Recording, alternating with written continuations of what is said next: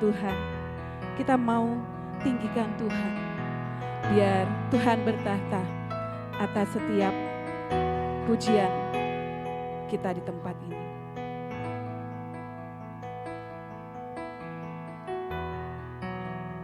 Ya Tuhan, Kau bertahta atas pujian umat-Mu.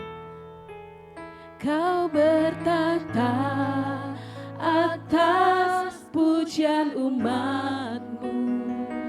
Kau dipuja dalam hadirat-Mu. Kami masuk dalam tempat kudus-Mu. Tinggikan nama-Mu. Kau bertata atas pujian umat-Mu. Kau dipuja dalam hadirat-Mu. Kami masuk dalam tempat kudus-Mu. Tinggikan nama-Mu. Mari kita tinggikan Tuhan. Ku tinggikan nama-Mu Yesus. Ku angkat tinggi panji-Mu. Ku bersujud dan menyembah-Mu. Raja segala raja, Kau bertata atas pujian umat. Ya Tuhan, kami mau puja Engkau hari ini Tuhan. Kami mau masuk lebih dalam lagi ya Tuhan. Kami masuk dalam tempat kudus-Mu. Tinggikan nama-Mu. Ku tinggikan nama-Mu Yesus. Ku angkat tinggi panji-Mu. Ku bersujud dan menyembah-Mu. Raja segala raja, ku tinggikan nama-Mu Yesus. Ku angkat ya Tuhan, kami mau tinggikan Engkau ya Tuhan. Ku bersujud dan menyembah-Mu. Raja segala jemaat saja, mari kita katakan sungguh-sungguh. Ku tinggikan.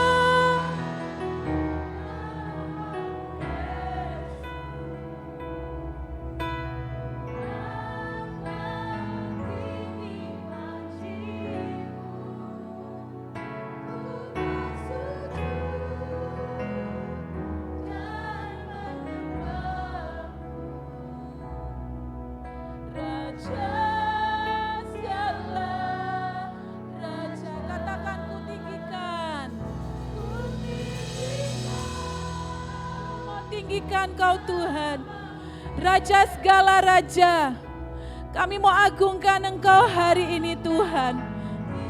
Terimalah pujian penyembahan kami ya Tuhan. Biar ini menjadi persembahan yang harum bagi nama-Mu Tuhan. Raja segala raja,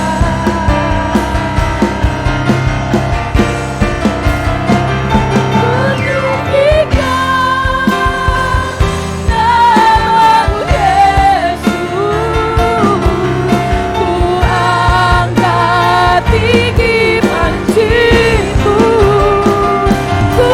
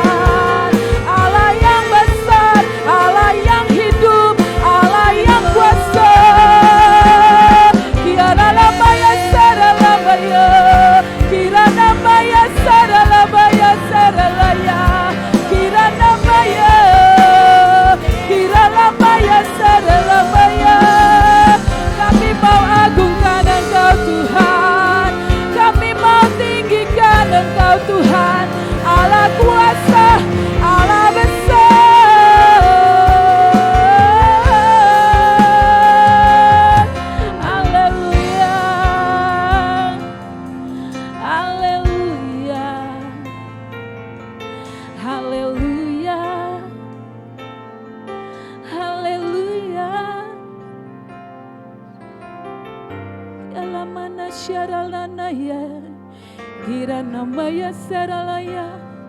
Tuhan, Engkau yang memberkati gerejamu di tempat ini. Biar hari ini kami mau tinggikan Engkau Tuhan, kami mau agungkan Engkau Tuhan Allah yang besar dalam hidup kami.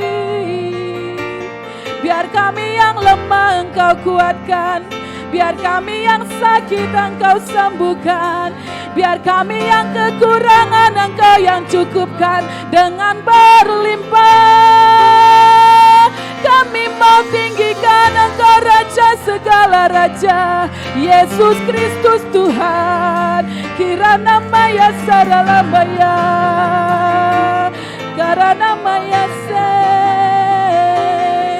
kiala maya sa, kiala la la la la ya. Kami bersyukur Tuhan, kami semua bangga punya Allah seperti Engkau. Allah yang tidak pernah sedetik pun meninggalkan kehidupan kami. Terima kasih Tuhan. Kami mau tinggikan Engkau lebih lagi. Berkati pujian penyembahan kami. Thank you God. Yes God. Ya.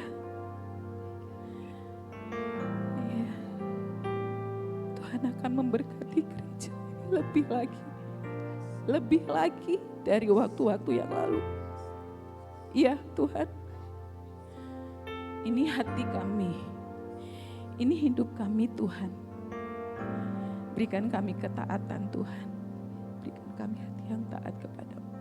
Iya, Tuhan akan memberkati gereja ini lebih lagi. Haleluya. Kami mau memuji dan menyembah-Mu Tuhan. Dalam nama Yesus kami berdoa. Amin. Bapak Ibu, ketika penyembahan tadi seperti Tuhan mau katakan, Tuhan senang dengan kita semua hari ini. Kita harus percaya, kita harus sama-sama bergandeng tangan. Bukan hanya kami yang ada di depan ini. Bapak Ibu semua di sini. Tuhan akan lakukan perbuatan yang dahsyat lebih dari tahun-tahun yang lalu. Amin. Yang percaya katakan. Amin. Yes, mari kita puji Tuhan. Kita mau sambut berkat Tuhan untuk sepanjang tahun ini. Kita semua akan diberkati. Kita akan dipakai Tuhan lebih luar biasa. Mulut bibir kita akan dipakai Tuhan menjadi berkat. Haleluya. Amin. Tuhan Raja Maha Besar.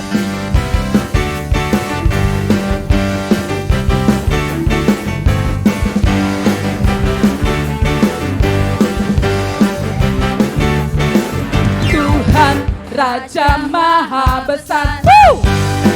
Amin. Mari datang menyembah Dia.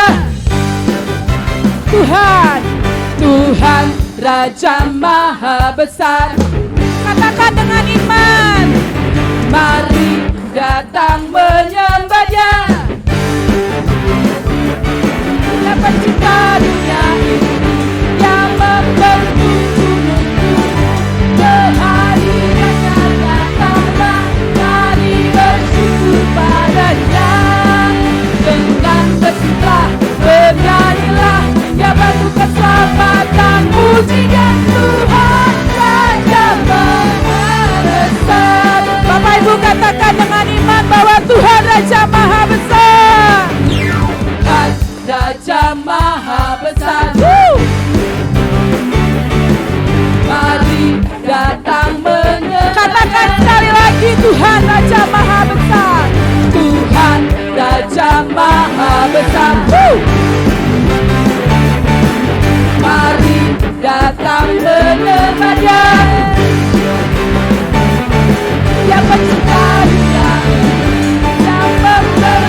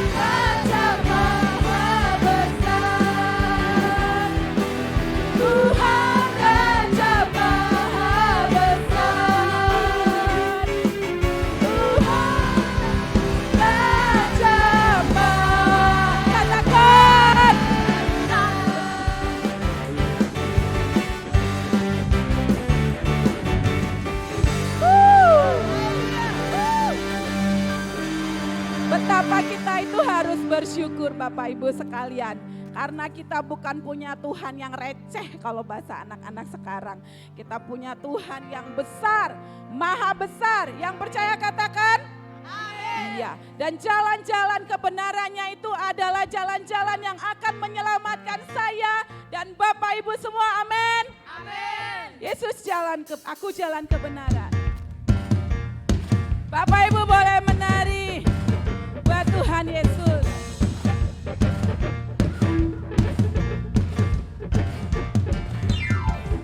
Jalan kebenaran dan jalan kehidupan, itu yang Yesus katakan.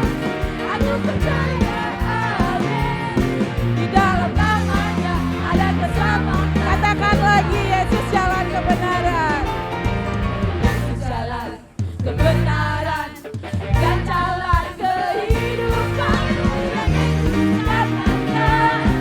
Aku percaya, amin. Di dalam namanya ada keselamatan. Katakan glory, haleluya. Glory, haleluya. Glory, haleluya. Bapak Ibu boleh turis layar. Glory, haleluya. Di dalam namanya ada keselamatan. Katakan sekali lagi. Yesus jalan kebenaran dan jalan kehidupan, itu yang Yesus katakan. Aku percaya, amin. Di dalam namanya ada keselamatan. Glory, glory, haleluya. Glory, haleluya. Glory, haleluya. Glory, haleluya. Haleluya, di dalam namanya ada keselamatan. Ya, kita mau dengarkan pemain musik memuji Tuhan. Bapak Ibu boleh joget. Mari kita tirukan choir kita.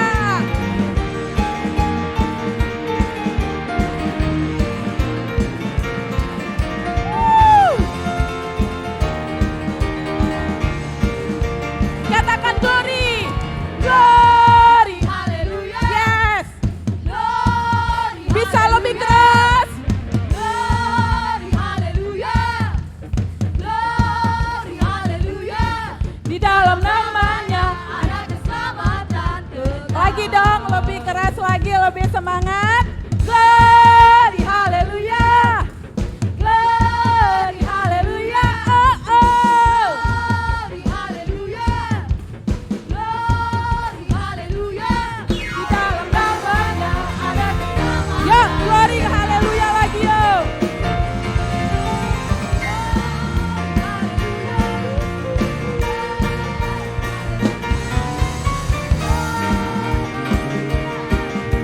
Glory, haleluya. Di dalam namanya ada keselamatan. Ya, sekali lagi, nggak usah bosan-bosan, yuk. Glory, haleluya.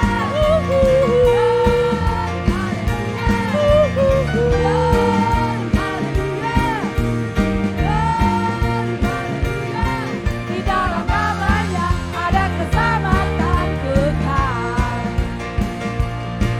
Di dalam namanya ada keselamatan kekal.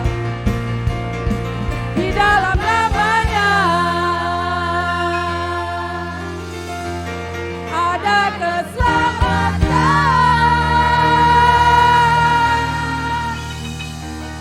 kekal.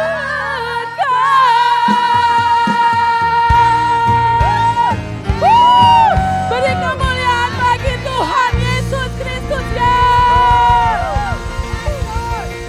Ya Tuhan, kami bersyukur setiap kami memiliki jalan kebenaran. Sebelum kami dengarkan firman Tuhan, kami mau siapkan hati kami. Kami butuh Tuhan, kami butuh anugerah Tuhan. Kami mau memberikan hati kami, hati yang siap untuk ditabur oleh kebenaran firman Tuhan. Dan firman itu tumbuh dan menghasilkan buah yang banyak, buah yang manis, dan orang di sekeliling kami dapat menikmati. penyertaan-Mu ya Tuhan. Terima kasih Tuhan.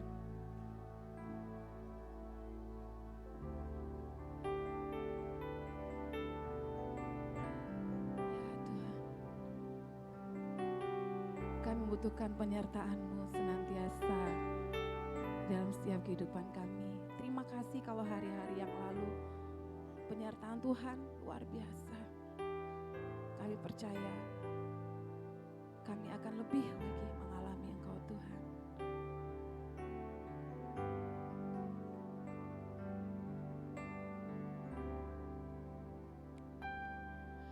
Penyertaan-Mu Tuhan, segalanya bagiku, hadir-Mu di hidupku, terutama bagiku. Penyertaan-Mu Tuhan, segalanya bagiku, hadir-Mu di hidupku, terutama bagiku. Anugerah-Mu Tuhan, anugerah-Mu,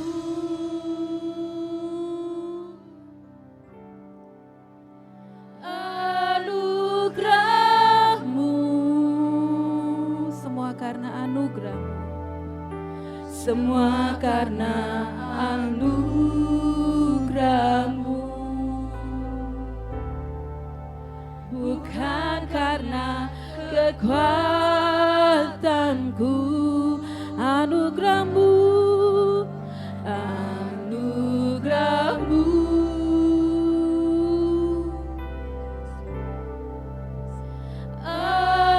anugerah-Mu Tuhan, kasih dan sayang-Mu, sumber kekuatan bagiku.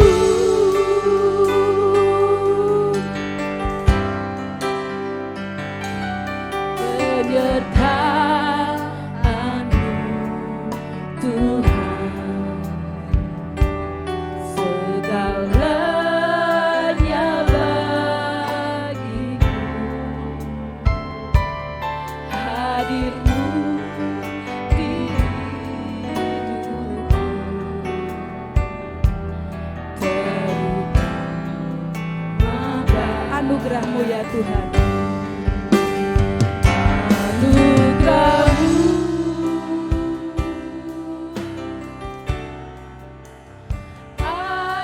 anugerah-Mu,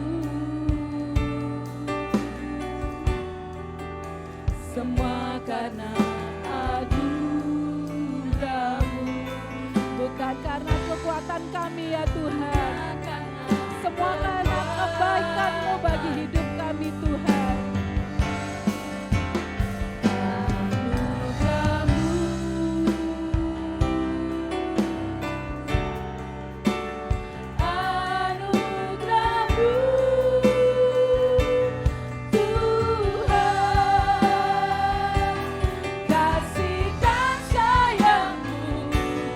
Sumber kekuatan bagiku,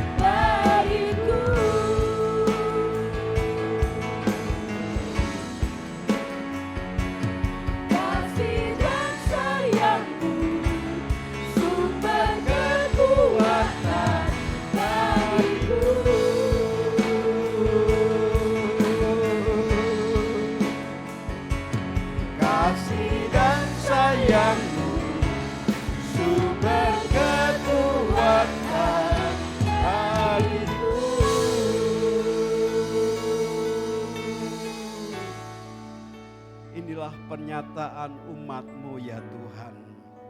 Dengan sadar kami mengatakan segala sesuatu yang kami lakukan dan kami kerjakan hanya bergantung dengan anugerah-Mu semata. Bukan kekuatan, bukan kecerdasan, bukan kepandaian kami, bukan juga pengalaman kami, melainkan anugerah-Mu dari hari ke hari yang membawa setiap pribadi kami mengalami kekuatan, kebangkitan, kehidupan, dan pembuahan hasil yang bisa dirasakan oleh orang-orang sekitar kami. Berkati setiap umat-Mu yang dengan sadar merindukan akan hadirat-Mu Tuhan, dengan perkataan dan pernyataan ilahi yang Tuhan telah siapkan bagi masing-masing kami. Kami mau percaya roh hikmat, wahyu dan pengertian yang datang daripada-Mu memberikan investasi yang kekal buat setiap umat-Mu. Demi dan di dalam nama Tuhan Yesus, dan semua kita yang berharap kepada Bapa berkata, amin, amin. Silakan saudara duduk. Terima kasih untuk WL, singer, choir, musician yang sangat memberkati setiap kami untuk beribadah kepada Tuhan. Hari ini hari yang ke-14 di tahun yang baru, dan kita mau belajar dari sebuah sikap perhambaan yang dimiliki oleh Yesus. Siapa yang sadar bahwa setiap kita seringkali diperhadapkan dengan masalah? Angkat tangan tinggi-tinggi. Pasti ya, kita diperhadapkan dengan permasalahan. Tuhan Yesus juga mengalami permasalahan yang sama. Alkitab berkata walaupun dia serupa dengan Allah, tapi dia mengambil rupa sebagai seorang hamba, yang bahkan dalam dirinya sebagai hamba, dia mengambil dalam diri manusia yang setara dengan kita.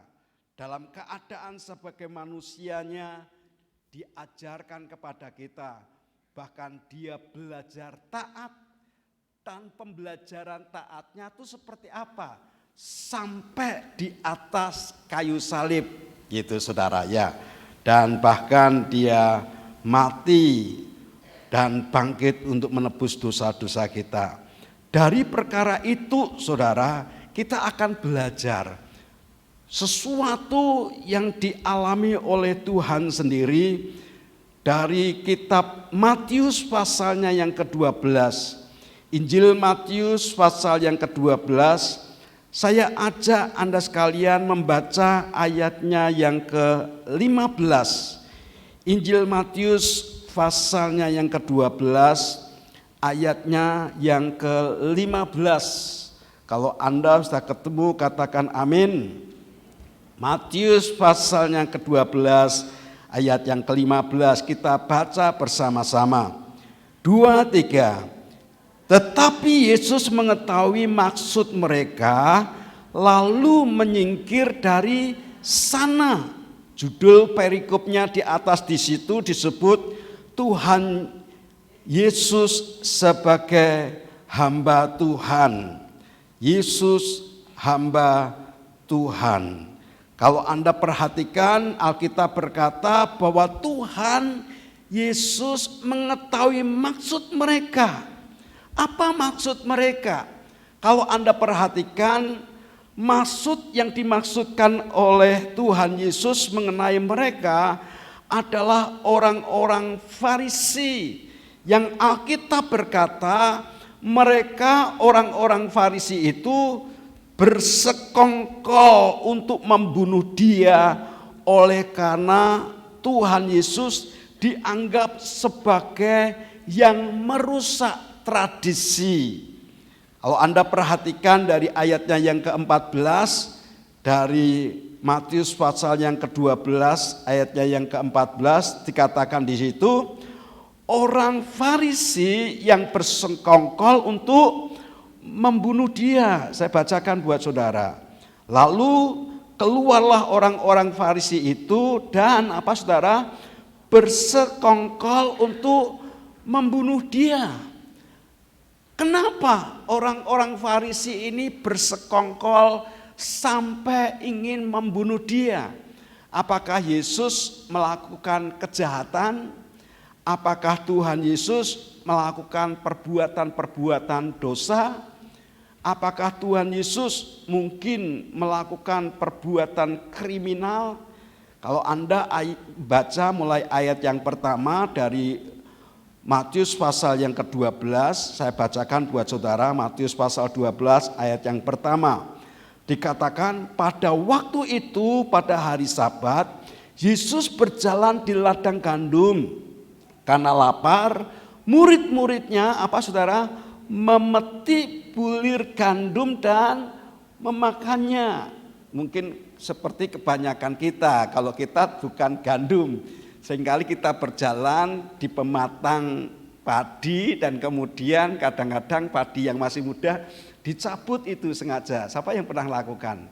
Karena muda kemudian dimakan kriuk-kriuk, rasanya apa? Manis gurih. Siapa yang pernah ngerasake? Pura-pura yang lain gitu saudara ya. Jujur aja lah. Dan itu kan seringkali kita lakukan gitu. Bukan hanya yang muda, yang tua juga. Karena apa? Iseng, kadang-kadang iseng tapi kebablasan karena enak saudara ya. Dan kita tahu itu manis, kadang-kadang belakangan gurih gitu. Yang masih muda itu. Tapi kalau sudah tua, kadang-kadang kita kan dengan sengaja ngambil bulirnya dan kemudian dikeletus sidik-sidik gitu ya.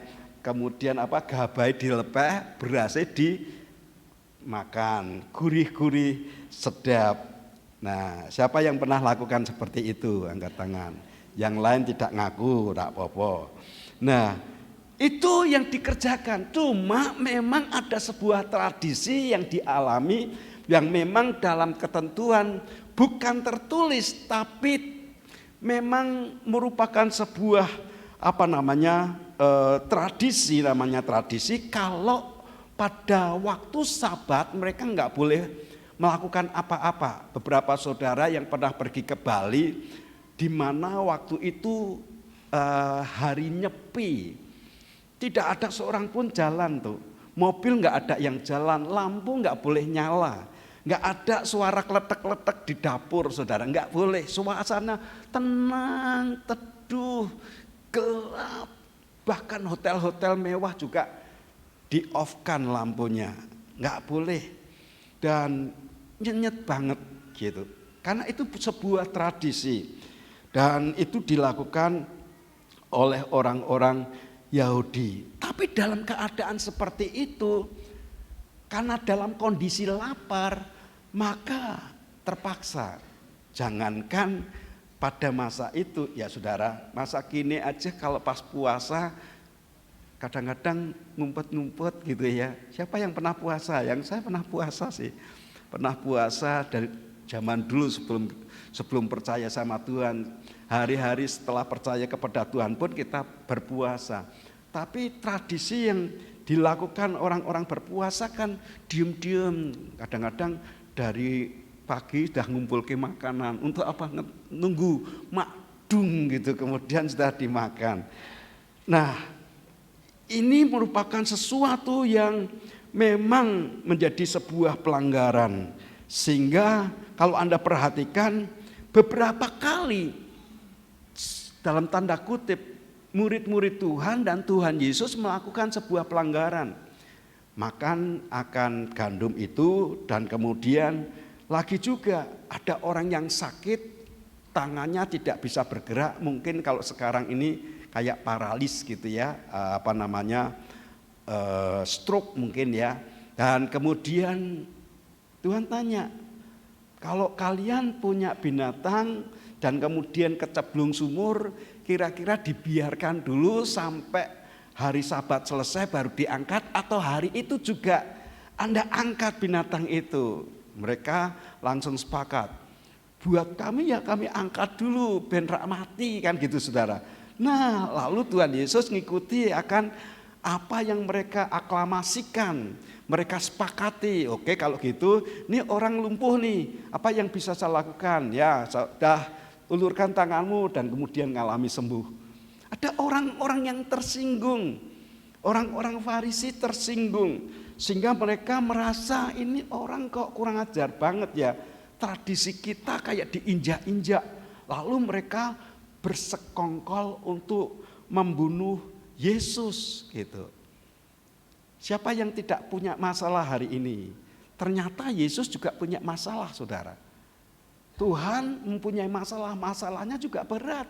Yaitu sampai orang-orang itu tersinggung, bahkan sampai mau membunuh.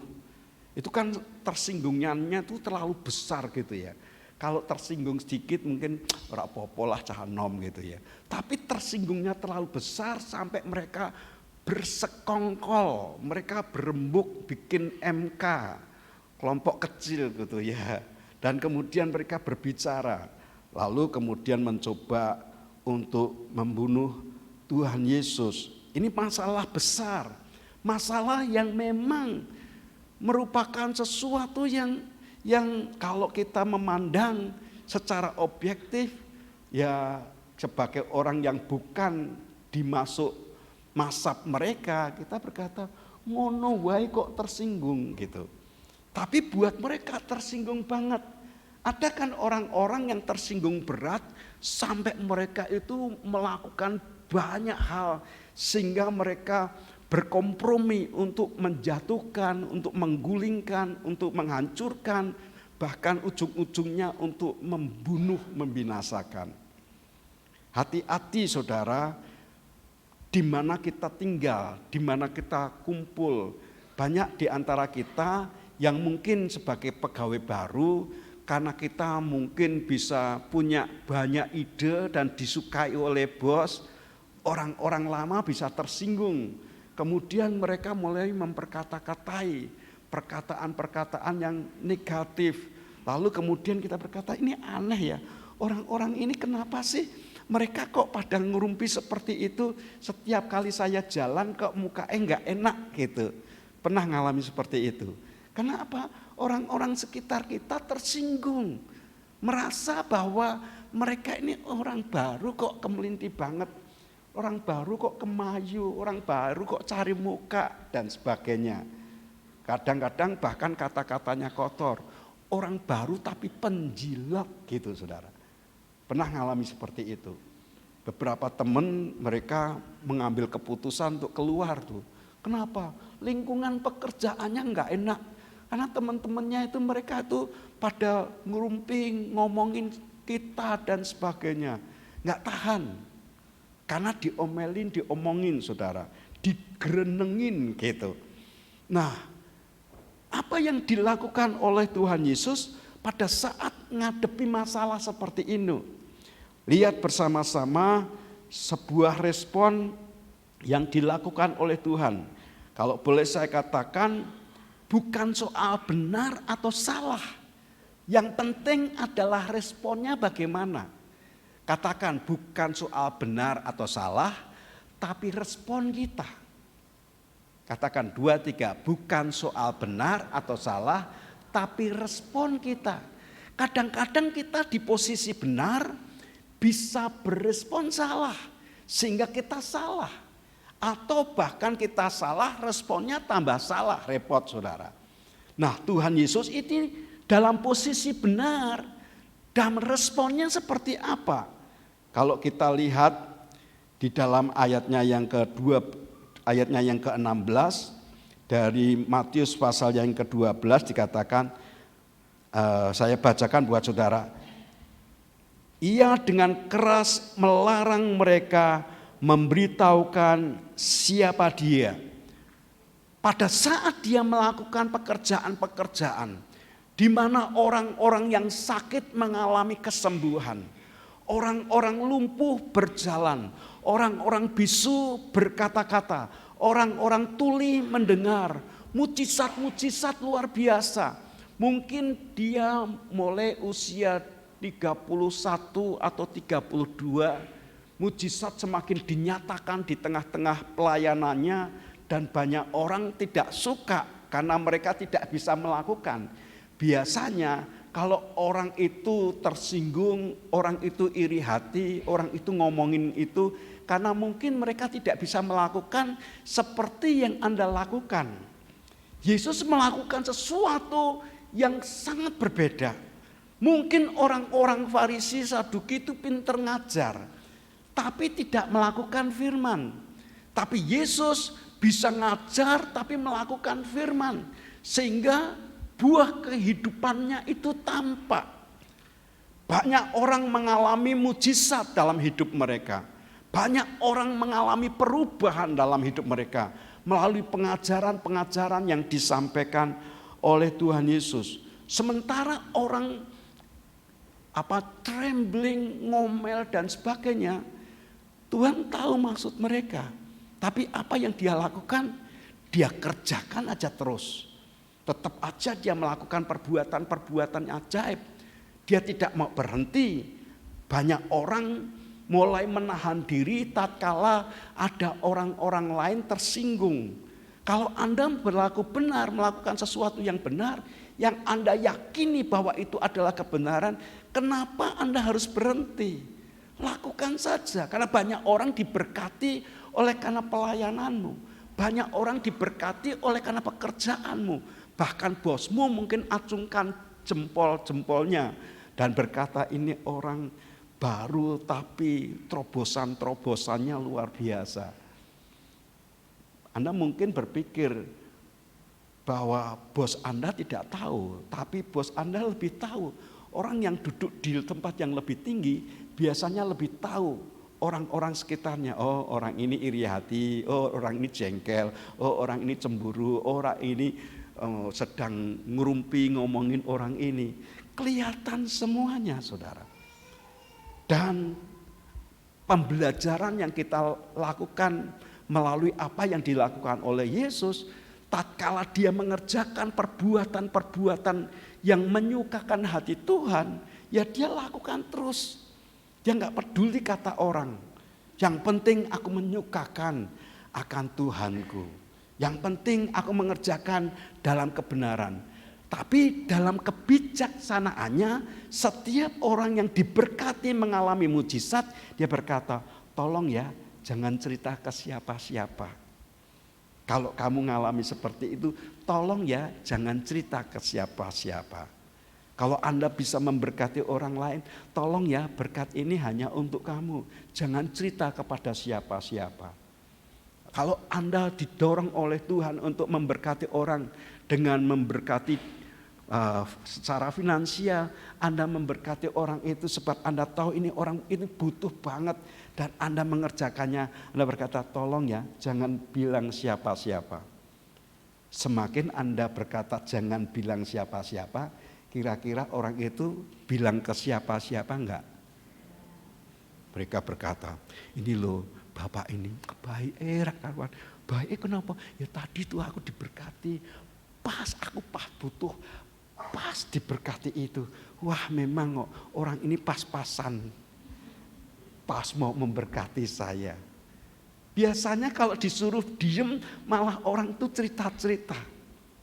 Ya Pak ya, siapa yang pernah cerita-cerita karena diberkati Tuhan? Nah kan banyak toh di antara saudara. Setiap kali dia tolong jangan ngomong ya, malah cerita. Wah aku tadi ketemu sama bapak itu baik banget. Kenapa? Ini loh aku diberkati gini. Tapi tolong ya jangan ngomong sama siapa ya. Karena bapak itu ngomong sama saya. Supaya saya gak cerita ke siapa-siapa. Gitu saudara ya. Semakin orang diomongin jangan cerita siapa-siapa, malah jadi informan gratis. Yang saya perhatikan, Tuhan memiliki sebuah respon yang benar. Walaupun banyak orang iri, walaupun banyak orang mencoba mau membunuh dia tetap melakukan apa yang menjadi kehendak Bapa. Kerjakan aja, sebab dia tahu adalah kebenaran. Tapi dia juga bekerja secara silent, bekerja dengan diam-diam. Lalu apa yang mendasari kenapa Tuhan Yesus melakukan hal-hal seperti itu? Menurut saya Yang pertama oleh karena dia bermaksud untuk semua firman itu terlaksana dalam hidupnya. Jika memang kalau Anda tahu bahwa itu adalah maksud firman yang dimaksudkan, maka Anda akan mengerjakan dengan kesungguhan hati. Saya mau bacakan buat kita semua alasan kenapa Tuhan Yesus melakukan pekerjaan-pekerjaan Tuhan. Matius pasalnya yang ke-12 ayat yang ke-7 dikatakan, saya mau bacakan buat saudara, jika memang kamu mengerti maksud firman ini, yang ku kehendaki ialah belas kasihan dan bukan persembahan, tentu kamu tidak menghukum orang yang tidak bersalah. Alkitab menunjukkan yang terpenting yang dikerjakan oleh Tuhan Yesus dasarnya adalah belas kasihan. Sebab dia tahu belas kasihan itu lebih besar harganya ketimbang persembahan. Persembahan mungkin ditentukan, persepuluhan, persembahan khusus, persembahan apalah gitu. Tapi belas kasihan itu muncul bukan karena perintah, tapi muncul dari hati yang mengasihi Tuhan. Sehingga orang itu berkata, apapun yang aku lakukan dengan segenap hati, bukan untuk manusia, tapi oleh karena Tuhan. Meskipun orang ini jengkelin, nyebelin, wah mangkelin, tapi karena ada dorongan belas kasihan, orang akan berkata, wong koyok ngono kok dikei to. Loh, ya memang aku secara fisik, secara pikiran, secara hati yo jengkel. Tapi mesakno, nah hukum mesakno ki repot saudara ya. Orang kan mungkin agree, semua orang berkata, ini orang ki jengkelin. Coba lah, nek kamu kasih itu dekne, wah dikasih hati ngerokok, rempelok gitu. Tapi orang belas kasihan nggak tahu hukum itu saudara.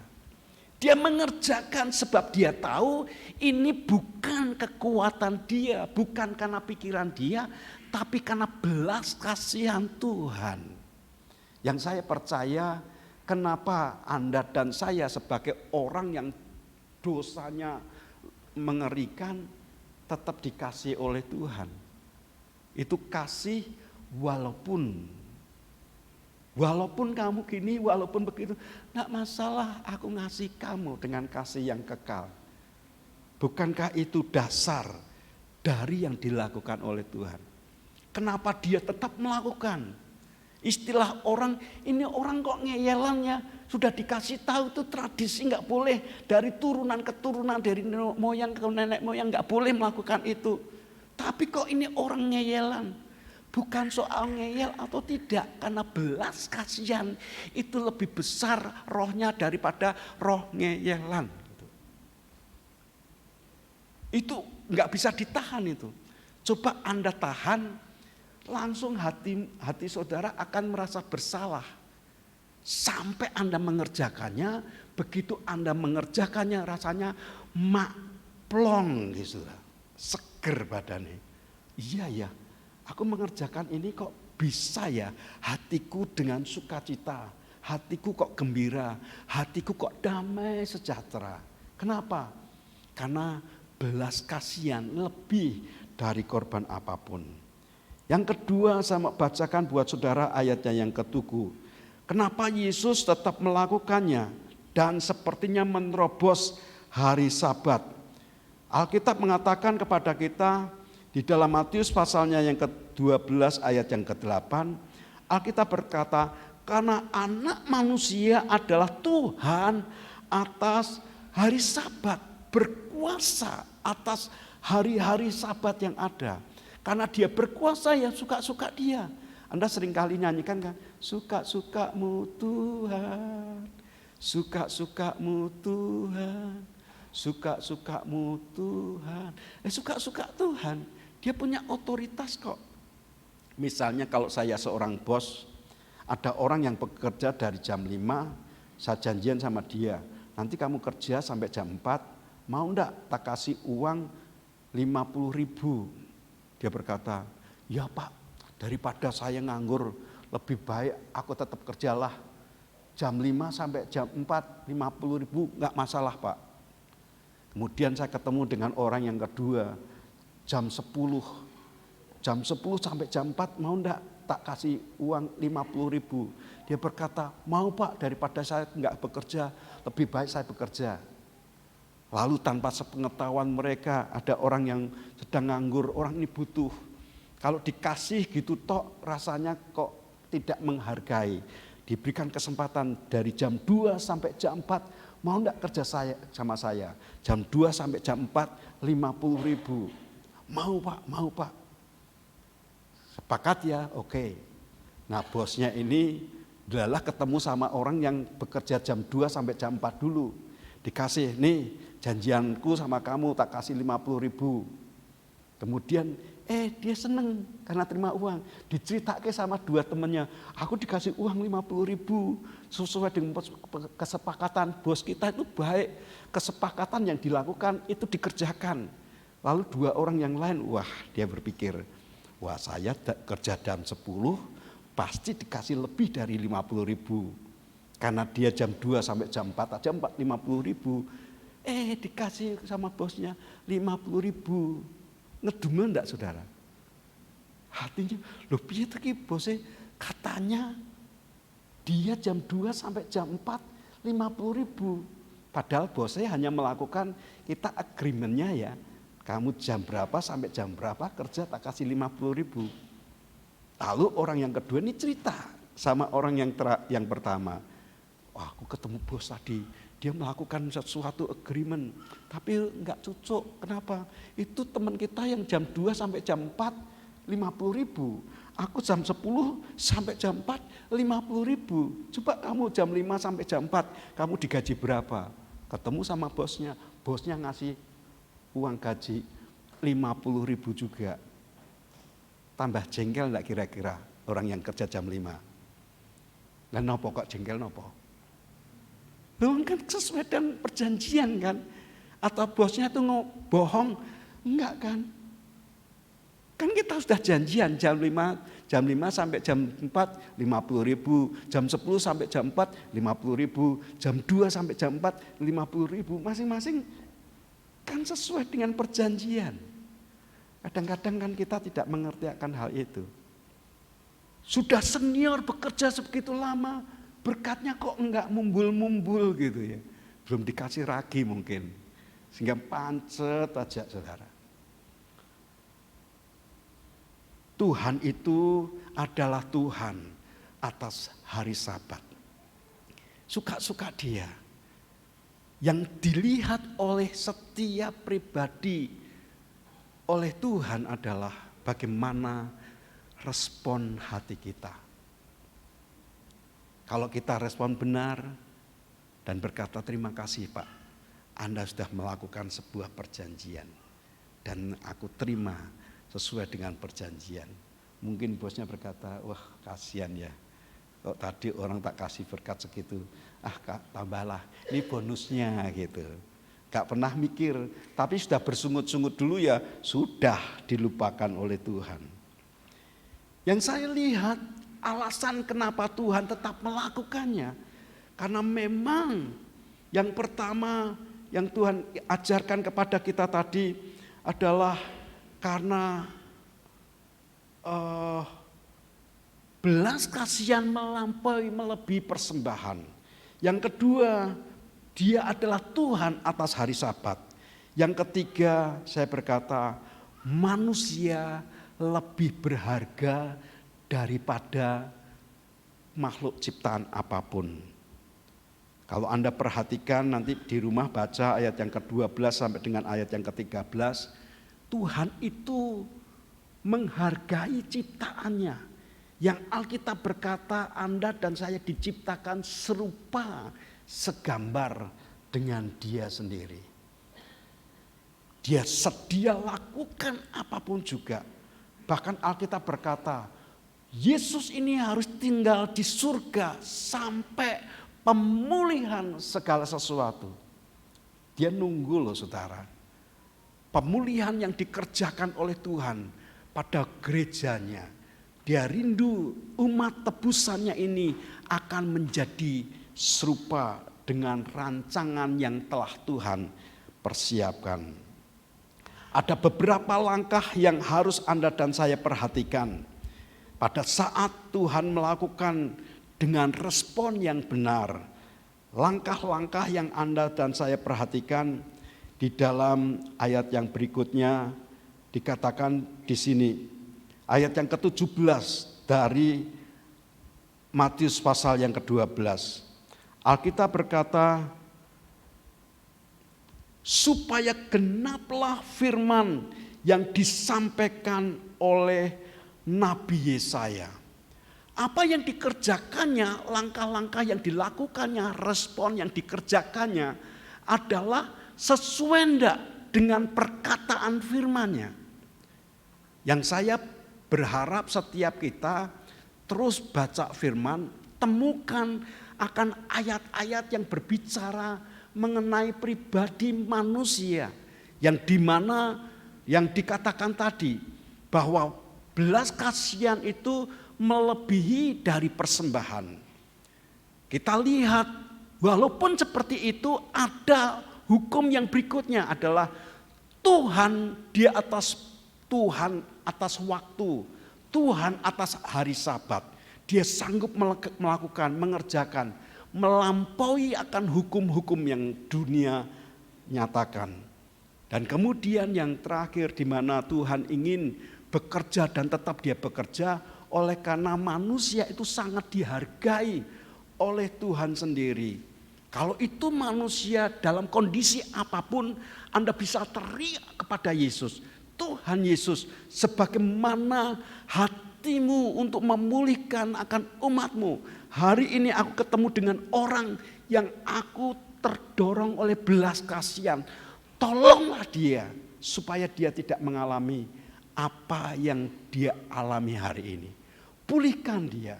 Saya percaya mujizat itu akan terlaksana dalam hidup orang itu.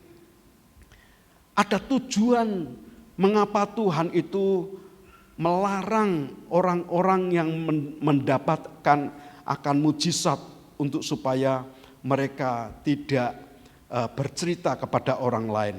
Yang saya perhatikan adalah supaya genaplah firman itu terjadi atas diri orang itu, dirinya. Dalam Matius pasalnya yang ke-12 ayat yang ke-17 sampai 21 dikatakan, saya bacakan buat saudara, supaya genaplah firman yang disampaikan oleh Nabi Yesaya. Tuhan itu sedang menggenapkan akan perkataan firman. Setiap firman yang dia temui, dia hidupi dan dia lakukan. Seperti Yakobus berkata, dia bukan hanya pendengar, melainkan menjadi pelaku firman. Amin, saudara. Dan disinilah banyak orang, anak-anak Tuhan kemudian keliru. Kenapa kalau dia ditolong saya enggak? Apakah kita sudah menjadi pelaku firman? Atau kita hanya sekedar pendengar? Dan disitulah Tuhan mengajar kepada kita. Seperti yang dikatakan oleh Nabi Yesaya, hidupnya selalu menggenapkan, menghidupi firman Tuhan yang tertulis. Saudara, sebagai para hambanya, apakah kita selalu mengizinkan firman-Nya itu berlaku dalam hidup kita? Apakah kita itu menjadi pelaku-pelaku firman dan bukan hanya pendengar saja? Yang kedua saya berkata, sesuai dengan perkataan firman dikatakan, lihatlah itu hambaku yang kupilih, yang kukasihi, yang kepadanya jiwaku berkenan. Alkitab berkata, ada 3 hal yang diungkapkan. Itu hambaku yang kupilih, yang kukasihi, yang dimana jiwaku berkenan kepadanya. Siapa yang memilih saudara dan saya? Alkitab berkata, bukan kamu yang memilih aku, tapi aku yang memilih kamu. Apakah Tuhan memilih Anda karena karena Anda itu cerdas, Anda itu pandai, karena Anda cantik, ganteng, karena Anda itu orangnya baik gitu. Enggak. Yang menurut saya Anda dan saya dipilih oleh Tuhan karena kasih-Nya kepada saya. Kita itu tidak masuk hitungan mungkin, dihitung, diukur dengan orang-orang dunia. Tapi karena kasih-Nya kepada kita, maka Dia memilih kita. Apakah kita ini berkenan kepada Tuhan? Kita akan hidup sesuai dengan perkenanan hati Tuhan. Dan disinilah yang menurut saya buat kita harus mengejar supaya hidup kita berkenan kepada Tuhan. Setiap kita hidup berkenan kepada Tuhan, maka kehidupan kita akan diberkati. Oleh karena pikiran, perasaan Tuhan itu bisa kita rasa. Pada saat kita melakukan kekeliruan, maka hati kita akan berkata, aku keliru di hadapan Tuhan. Pada saat Anda ngomong perkataan sesuatu yang kemudian Anda berkata, kok ngomong kayak gini ya? Tiba-tiba Roh Kudus akan berkata kepada saudara, mengingatkan bahwa Anda adalah orang pilihan. Orang pilihan kok kayak gitu. Orang yang dikasih kok kayak gitu. Langsung hati kita merasa bersalah. Dan kalau kita tahu itu tidak berkenan di Tuhan, maka kita berkata, Tuhan ampuni saya. Biar Engkau menguduskan hatiku dan menguduskan pikiranku. Bahkan menguduskan perbuatan-perbuatan yang aku lakukan. Yang ketiga, aku akan menaruh rohku ke atasnya. Dan ia akan memaklumkan hukum-hukum kepada bangsa-bangsa. Alkitab menunjukkan kepada kita bahkan Yesus sendiri. Bapa berkata, aku akan menaruhkan rohku ke atasnya. Begitu penting setiap orang itu dipenuhi oleh Roh Kudus.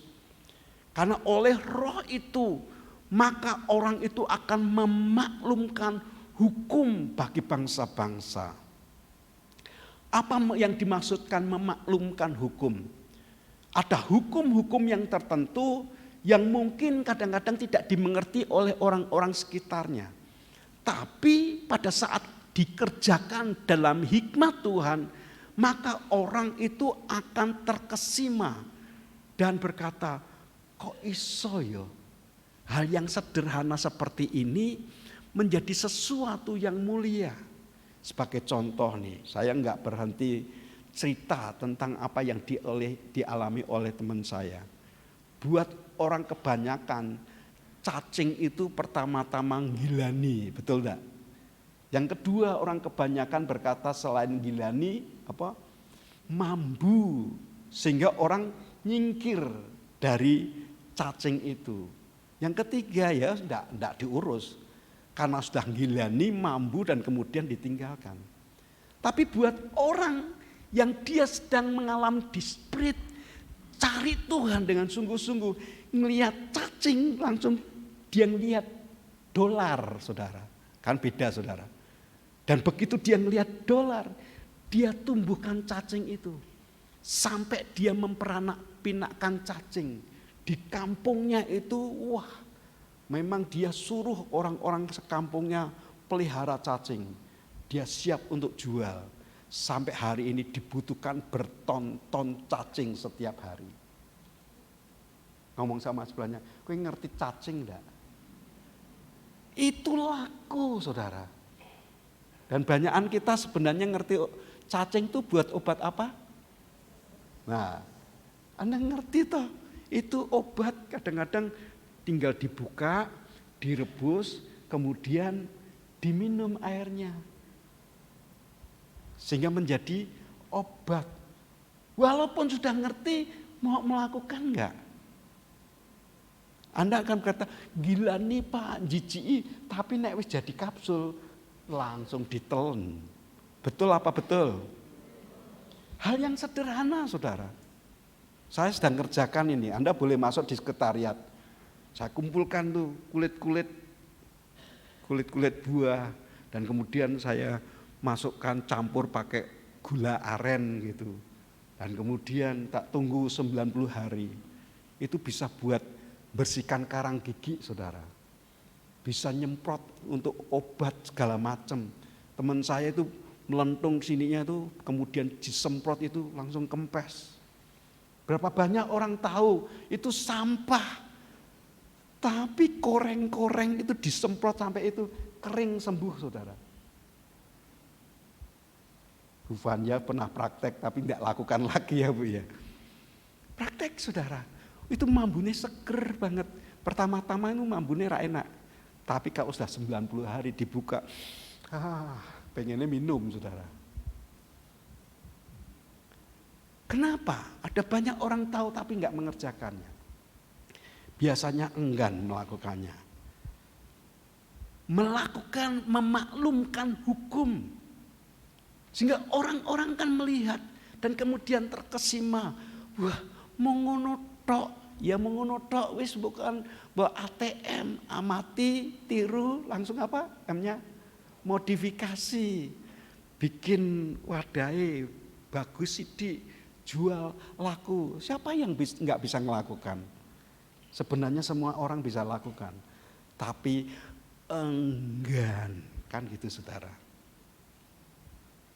Lakukan, maklumkan hukum. Orang yang dipenuhi oleh Roh Kudus dalam hidupnya, dia akan lakukan sesuatu yang mungkin sederhana. Banyak orang mau bisa ngerjakan, tapi tidak melakukannya. Yang keempat yang saya berkata buat saudara, ia tidak akan berbantah dan tidak akan berteriak, dan orang tidak akan mendengarkan suaranya di jalan-jalan. Kenapa? Karena perkataan firman itu sungguh berharga. Enggak sembarang ngomong. Dia akan tahan, disimpan. Memang kalau waktunya tepat dia baru berbicara. Dia tidak mau menempatkan gelang emas di cungur babi. Karena itu akan merugikan diri sendiri. Kalau Anda mengerti bahwa firman itu begitu berharga nilainya, maka Anda akan simpan firman itu. Anda akan menyampaikan dalam perkataan dengan hikmat. Firman itu harus disampaikan dengan tepat sasaran. Tidak memperkatakan firman dengan sembarangan, saudara. Kalau secara pribadi, saya kemarin membaca atau mendengar kesaksian dari seorang, sebenarnya sih menurut saya ini hukum alam sebenarnya. Hukum alam ini, orang ini sebenarnya orang kejawen, satu orang kejawen, satu orang Muslim, satunya orang, saya lupa, orang Hindu atau apa. Tapi mereka melakukan. Dia berkata, ini waktu yang berbeda dan masing-masing memperkatakan hal yang sama. Kalau Anda pengen berhasil, bangun jam 3 pagi atau jam 2 pagi. Kalau perlu mandi dulu. Sebab jam-jam seperti itu banyak orang pada tidur, tapi roh itu dibukakan. Anda bisa memutuskan mau ketemu roh demit, langsung ketemu demit, saudara. Tapi kalau Anda ketemu dengan roh Tuhan, pengen ketemu dengan roh Tuhan, Anda akan ketemu dengan Tuhan. Dan orang-orang ini melakukannya. Jangan berkata Pak Tri sesat, Yesus bangun pagi-pagi benar. Diperkirakan tuh jam 2, jam 3 pagi. Cornelius jam 3 pagi dia berdoa. Didatangi oleh malaikat. Kalau Anda perhatikan hamba-hamba Tuhan, mereka pagi-pagi benar. Apa yang mereka lakukan? Ya tentu saja kita cari Tuhan. Mau cari yang lain. Cari Tuhan. Sembahyang dengan dia. Teriak kepada dia. Anda katakan, Tuhan, buat mataku melihat. Sekali lagi yang namanya nyambut gawe, ini bahasa Jawa, saudara. Nyambut itu pinjem.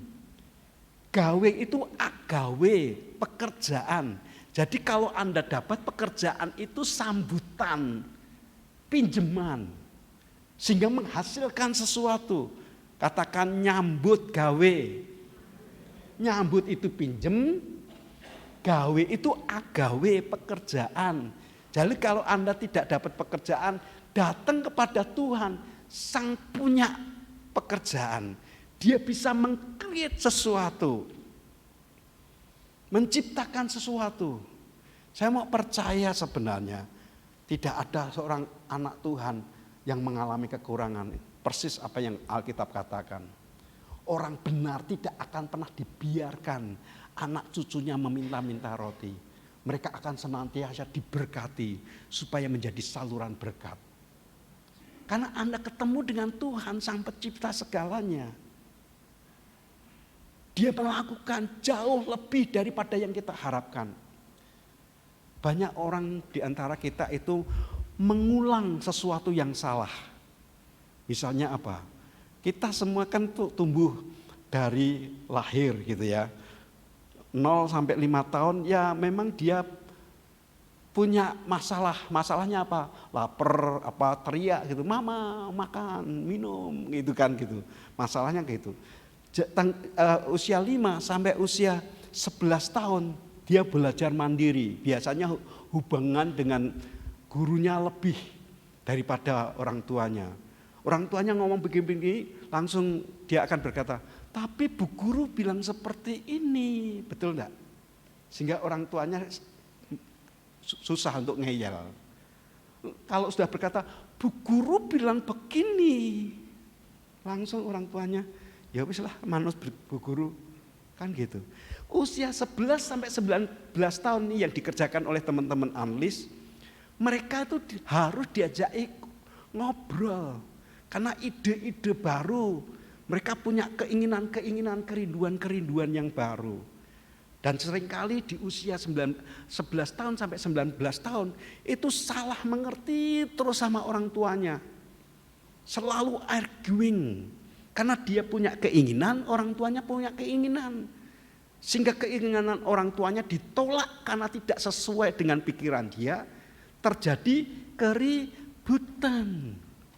Seharusnya di masa-masa itu orang tua akan menjadi teman, sahabat. Mengajak, memunculkan sebenarnya karunia-karunia apa sih? Talenta apa yang sudah ditaruh kepada anak-anak ini.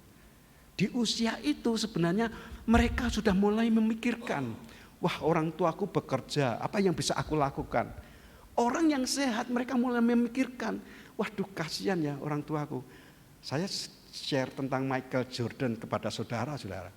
Ini Michael Jordan ini dia kebetulan lahirnya sama tahunnya 1963 bersama-sama dengan saya. Enggak tahu duluan dia atau duluan saya. Tapi dia punya pikiran. Tatkala orang tuanya berkata, ini kaos harga $1 bisa enggak kamu jual $2. Begitu dijual $2 dia senang. Wah ternyata aku bisa jual. Besoknya dia omongi, jangan $2, $20. Ini Michael Jordan berpikir $20 harga $1 kalau dijual $20. Tapi karena dia taat, dia punya pikiran apa yang harus dia lakukan. Dia punya teman, saudaranya pinter gambar Pinocchio apa gambar itu. Dan kemudian dia jual di tempat sekolahan. Ada orang yang lihat langsung dibeli $20. Laporan sama orang tuanya bangga. Hebat kamu, sekarang dari $1 dijual $200. Gimana caranya? Mikir lagi dia. Sampai dia berpikir, satu hari di kotanya kedatangan seorang penyanyi biduanita. Dia mendesak minta tanda tangan. Begitu dia minta tanda tangan, dia berkata, ini kaos sudah dapat tanda tangan oleh superstar ini. Mau enggak dijual $200? Laku $200. Hari itu pulang sukacita, dia ngelaporan sama orang tuanya. Dia berkata, hebat ya kamu ya, bisa jualan. Belajar apa dari ini? Belajar apa ya Pak ya? Karena waktu itu memang apartheid kan, perbedaan antara warna kulit. Kamu tahu, sekalipun kamu warna kulit, tidak seperti mereka, kamu disisihkan dan sebagainya. Tapi kamu bisa lakukan seperti kaos yang harganya $1 bisa harga $200. Kamu bisa berharga lebih lagi. lebih daripada mereka. Langsung pede, dia menjadi pemain basket, menjadi orang yang kaya luar biasa. Tepuk tangan buat Tuhan. Namanya aja Michael Jordan. Dan menurut saya orang tuanya ngerti persis bagaimana memantik, memunculkan karunia-karunia apa yang ada, yang Tuhan sebenarnya sudah lengkapkan dalam diri anak-anak kita. Dia mengerjakan jauh, sebab perkataan-perkataannya itu akan membuat sesuatu akan menjadi. Yang kelima dikatakan, bulu yang patah terkulai tidak akan diputuskan, dan sumbu yang pudar nyalanya tidak akan dipadamkannya, sampai ia menjadikan hukum itu menang. Seringkali kita nyanyikan, bulu yang terkulai takkan dipatahkannya, dan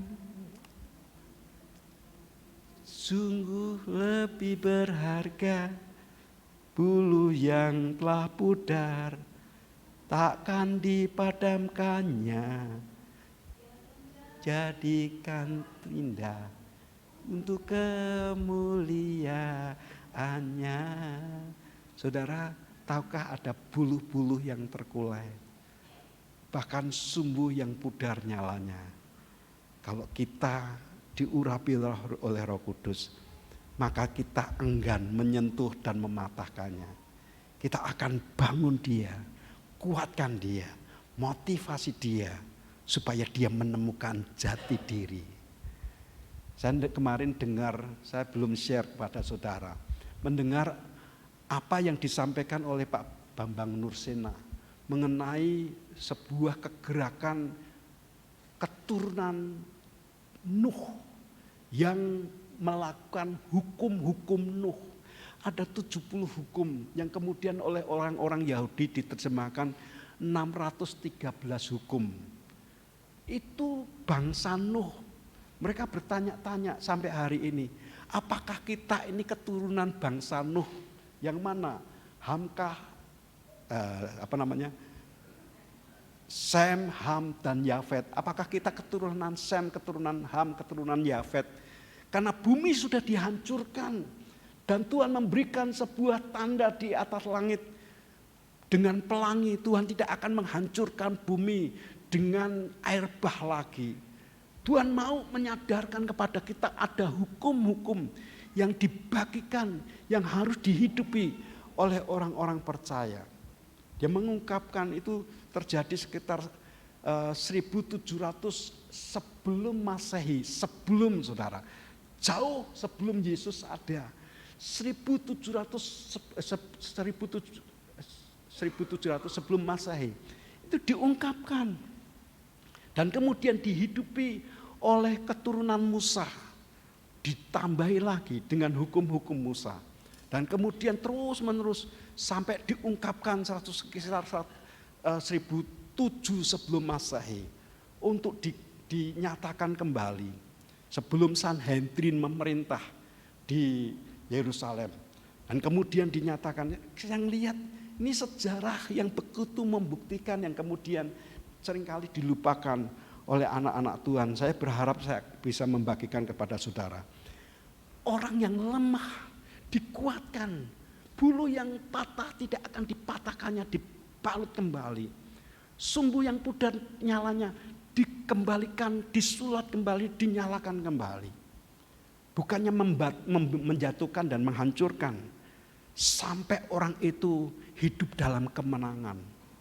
Yang masing-masing, kalau disebut kemenangan itu masing-masing berbeda ukurannya.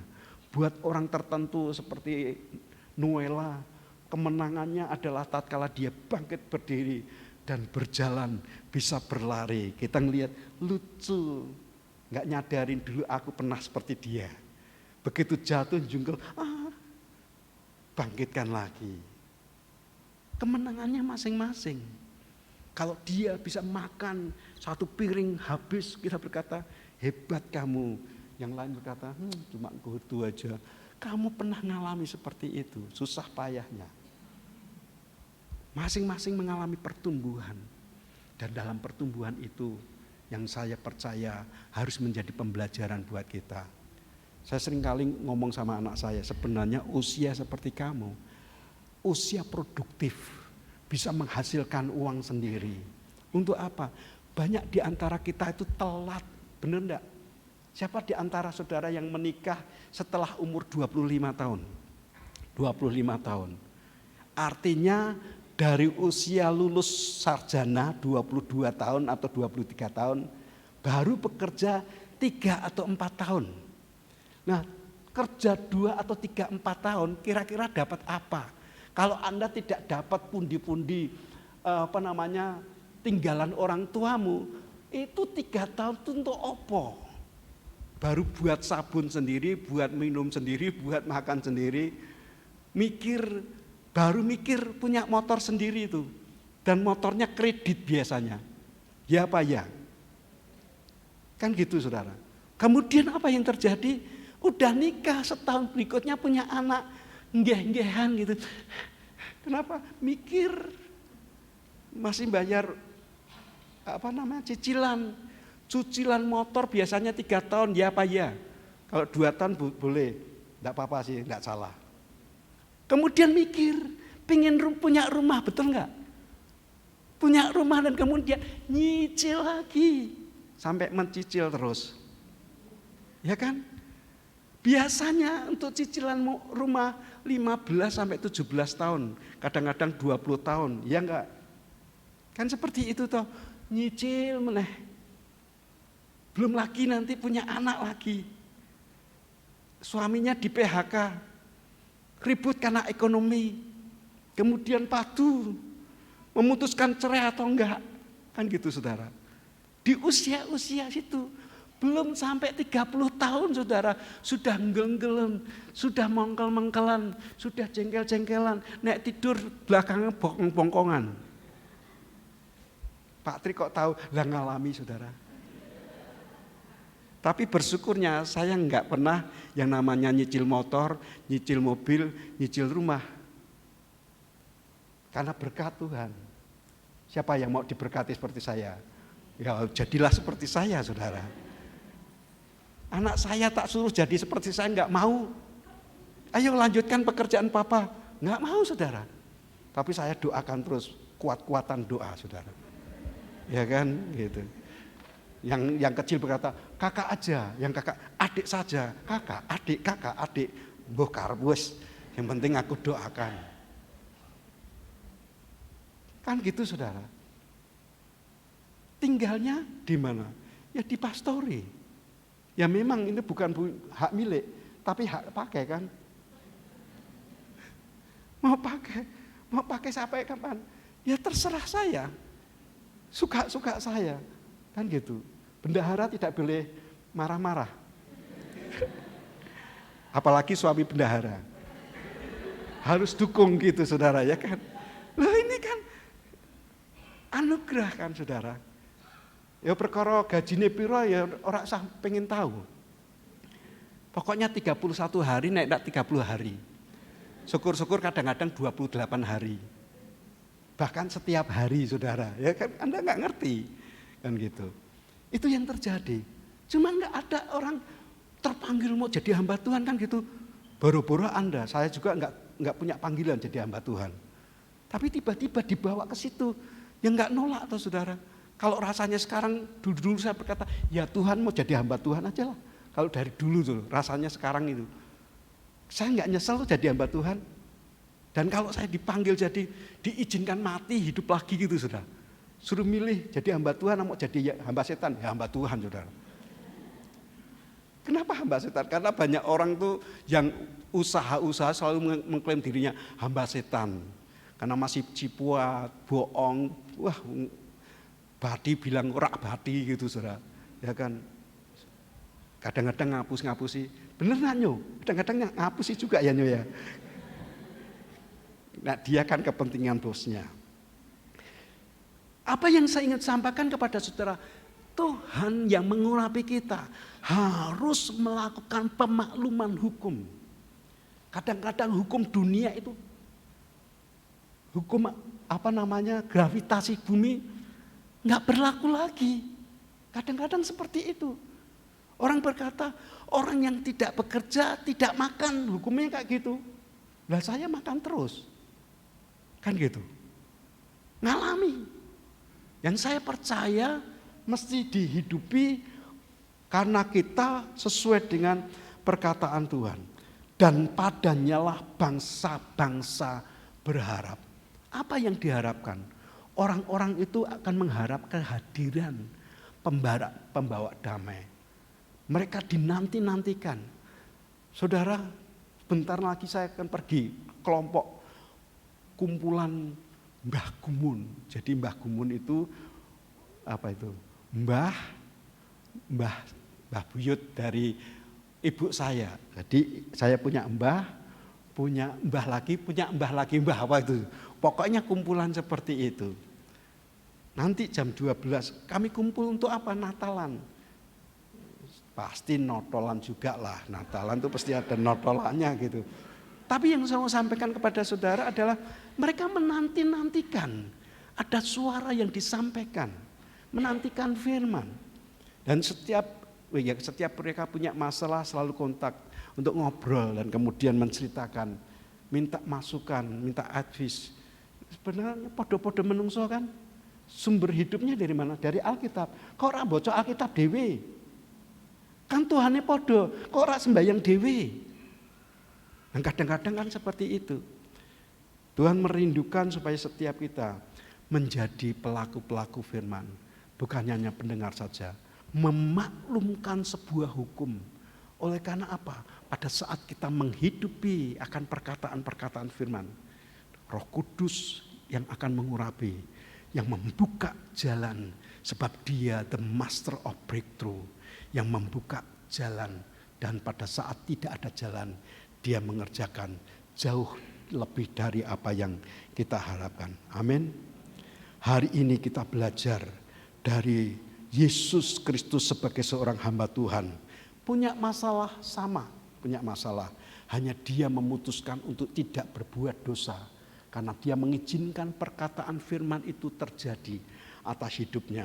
Ada langkah-langkah Dia kerjakan. Ngerti, respon benar. Kadang-kadang respon kita keliru.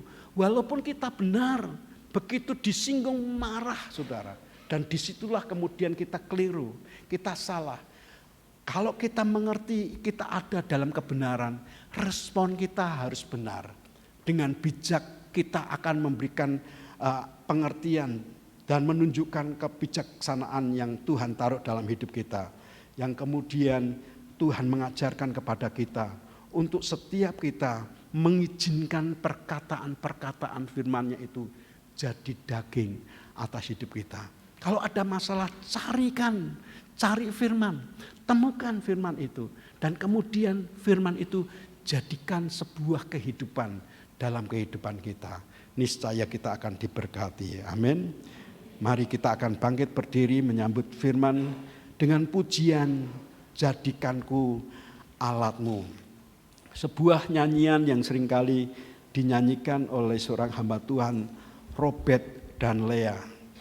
Perkataannya, kami berkumpul Tuhan di hadapan tahta-Mu, sujud menyembah dalam indahnya hadirat-Mu. Kami rindu curahan kuasa Roh Kudus, genapi firman-Mu dan jadikanku alat-Mu. Saya berharap setiap kita merindukan pribadinya.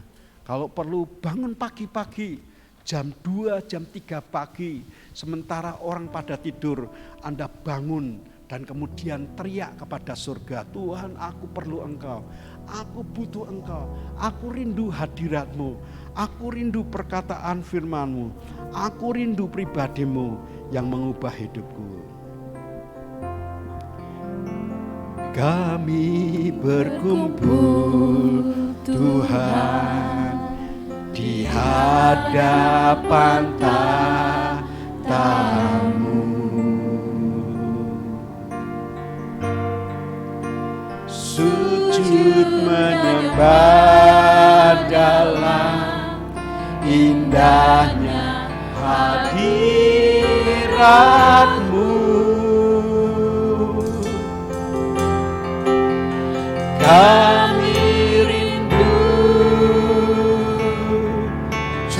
curahan kuasa Roh Kudus, genapi firman-Mu, genapi firman-Mu, jadikanku Allah. Kami berkumpul Tuhan di hadapan tahta-Mu. Kami berkumpul Tuhan di hadapan tahta-Mu. Sujud menyembah dalam indahnya hadirat. Sujud menyembah dalam indahnya hadirat-Mu. Kami rindu curahan kuasa Roh Kudus. Kami rindu curahan kuasa Roh Kudus. Genapi firman-Mu, jadikanku alat-Mu.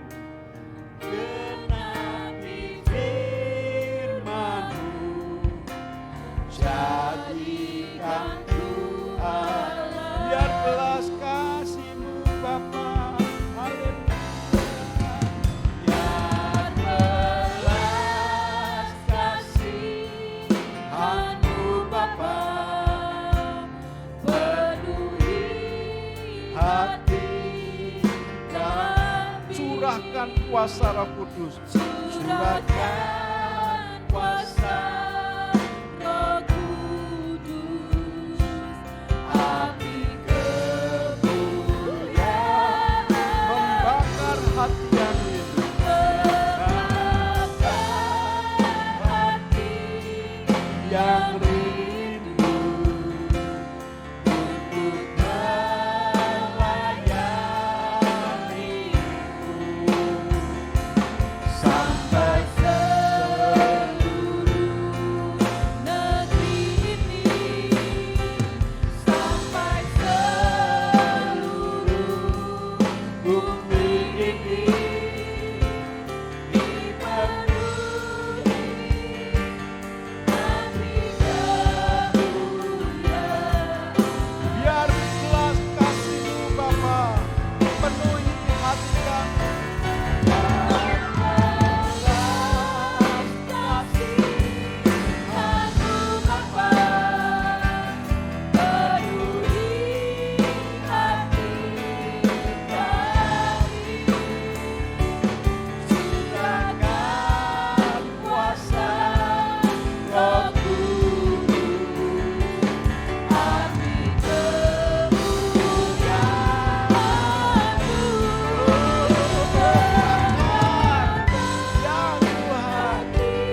Buat setiap kami memiliki kerinduan untuk melayani-Mu.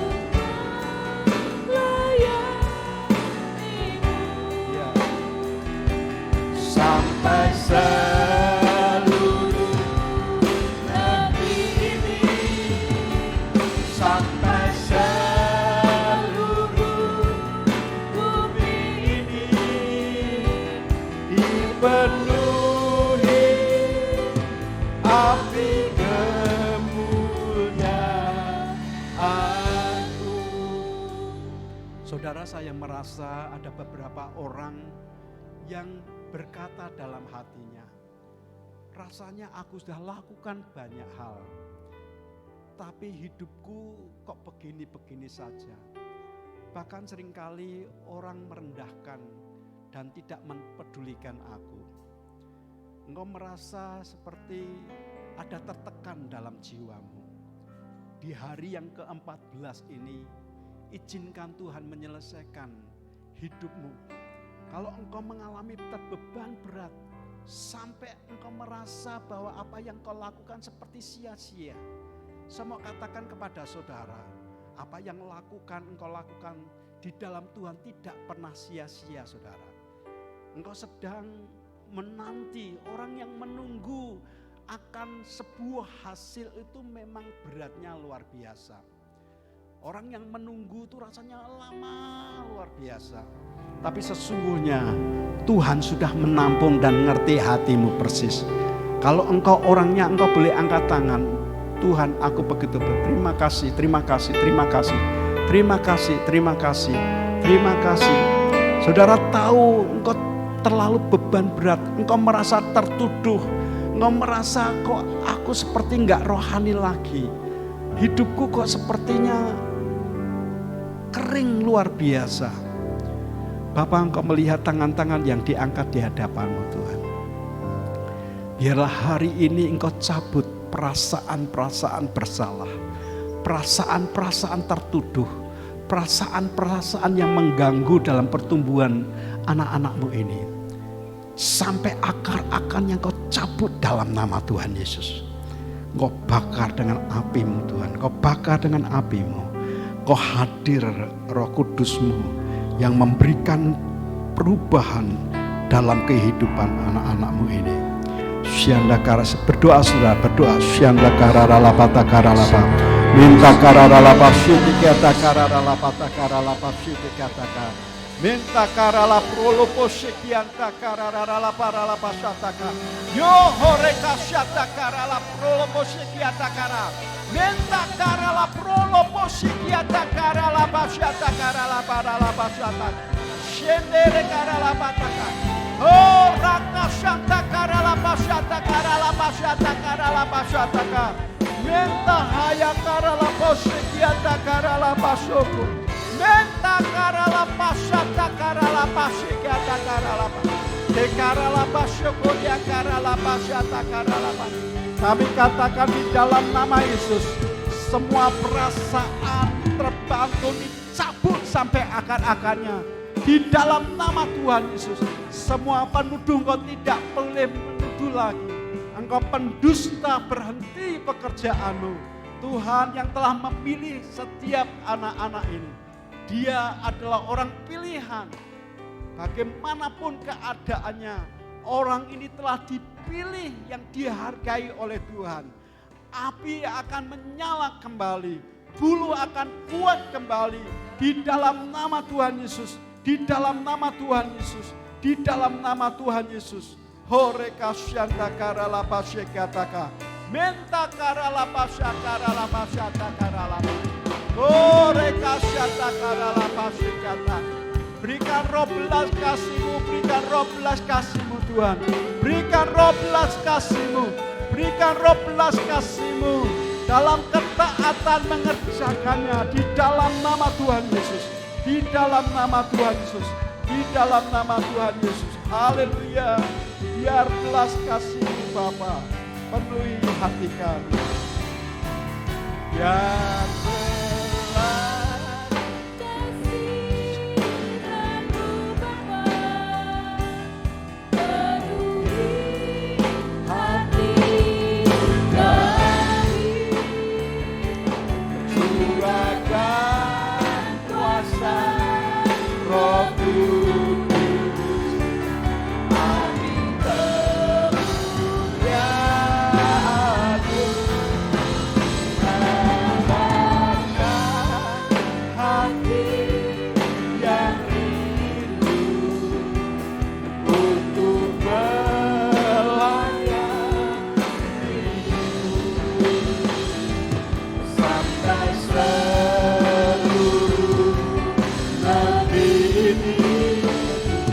sampai seluruh bumi ini dipenuhi api kemuliaan-Mu.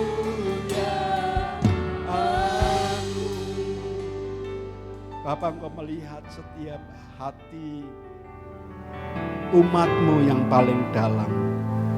Tidak ada satupun yang bisa disembunyikan di hadapan-Mu. Engkau merindukan supaya bulu yang terkulai dikuatkan kembali dan tidak pernah Engkau patahkan. Bulu yang pudar nyalanya Engkau akan kuatkan kembali dan dinyalakan dengan kekuatan Roh Kudus-Mu sendiri. Kami bersyukur Tuhan untuk kasih sayang-Mu yang begitu besar, memberkati setiap umat-Mu Tuhan. Sebentar kami akan mengembalikan perpuluhan kami, janji iman kami, nazar kami. Apa yang Tuhan perintahkan dalam ketaatan kami mengerjakannya. Demi dan di dalam nama Tuhan Yesus, dan semua kita yang mau taat kepada Bapa berkata, silakan saudara duduk. Ada pengumuman yang akan disampaikan. Baik, saudara, nanti sore Anda dan saya diundang untuk mengikuti acara KKR, kebaktian kebangunan rohani, dan ada mujizat-mujizat yang akan dinyatakan di tengah-tengah umatnya. Kalau Anda ada yang sakit, Anda bisa bawa akan saudara-saudara kita yang sakit itu, minta harapkan supaya mengalami kesembuhan yang datang daripada Tuhan sendiri. Amin. Mungkin ada tetangga saudara yang sakit, bawa mereka untuk datang kepada Tuhan. Harapkan mujizat terjadi di tengah-tengah kita. Kita percaya anugerahnya masih ada dan diberikan kesempatan buat kita untuk mengalaminya. Hari Kamis kita akan berdoa bersama-sama jam 7 malam. Saudara diundang, para aktivis, para pengerja pelayan Tuhan, Anda diundang untuk kita bersama-sama berdoa buat pekerjaan Tuhan di tempat ini.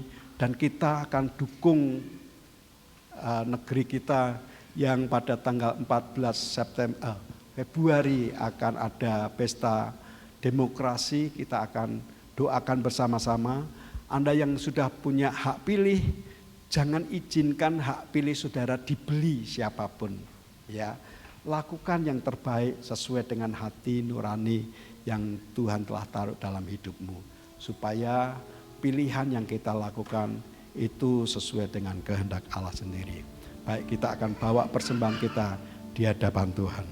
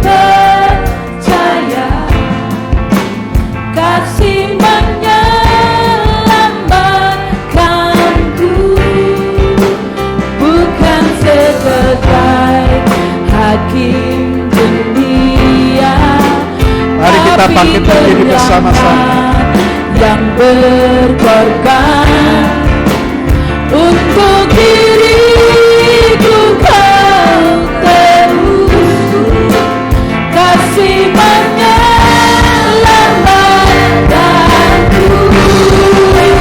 Ingat kasih-Nya yang mengubah hidupku, ingat kasih-Nya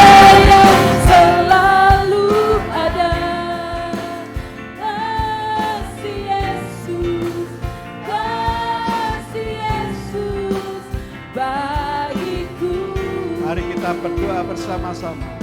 Bapa, kami bawa persembahan kami di hadapan-Mu, perpuluhan janji iman Nasar, dan apa yang Tuhan perintahkan dalam ketaatan dikerjakan oleh para hamba-Mu ini. Hamba berdoa Engkau Tuhan yang melipat gandakannya, dan apa yang dikerjakan oleh para hamba-Mu yang mengelolanya. Engkau Tuhan yang memberikan hikmat sehingga tepat pada sasaran. Demikian juga para hamba-Mu yang telah mengerjakan dalam ketaatan, melakukan, memberikan korban. Tuhan memberkati hidup mereka. Saudara, kedangkan tangan-Mu dan pulanglah dengan bawa berkat-berkat yang datang dari Allah Bapa, kasih kemurahan dalam Kristus Yesus Tuhan, dan penyertaan Roh Kudus yang memampukan Engkau melewati hari-hari dengan kekuatan yang baru dan muncul sebagai pemenang. Apapun yang kau kerjakan dibuat oleh Tuhan berhasil dan beruntung. Demi dan di dalam nama Tuhan Yesus, dan semua kita yang diberkati berkata amin. Amin. Selamat hari Minggu. Tuhan Yesus memberkati. Kasih Yesus bagiku.